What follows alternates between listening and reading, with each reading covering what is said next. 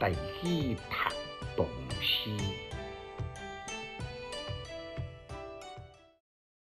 记传说山中道士，作者魏应物诗篇。金雕群西岭，忽念山中客。干地溯经心，归来处别色。玉池一瓢酒，晚为风雨色。落叶满空山，何处心行迹？简介：这首是德宗建中4年，西元783年，魏应物担任地州刺史的作品。蜀山呢，就是今嘛安徽的合肥，但是这个唐朝呢，是属地州管辖之地。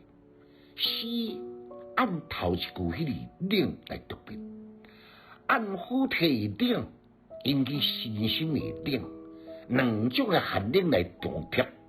想到正伫蜀山来考察的导游，敢是更加寒冷呢？为了修道炼丹，无少艰辛。伫这只寒风刺骨的天气呢，也在上山到甘地来考察，倒转来煮白酒来炼丹。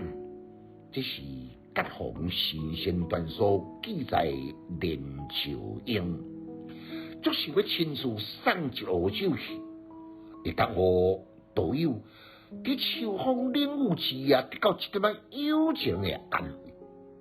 也无想一个倒转来，因拢是拄到山就带山，拄到水就带水的随性。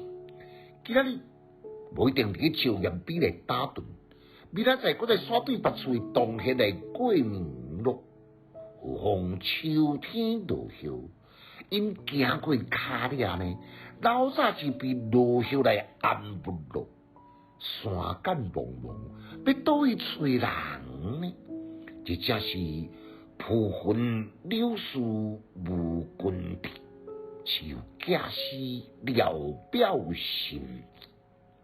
一首我言的律诗，那个亲受读者的喜爱，连后来北宋的大文豪苏东坡呢，也赞赏笔写，特别写下两句的感言，顺便提供给大家来做一个参考。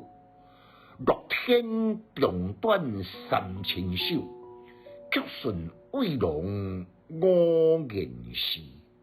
乐天呢，就指满堂的大诗人白居易，林伊所写的作品原来真多，也及不上魏应物首我言的律诗。按这两句呢，就当动作当时的苏东坡对这首诗情有独钟的敬佩。读诗的囡仔袂学歹，有气质，还有文采。读诗快乐哦！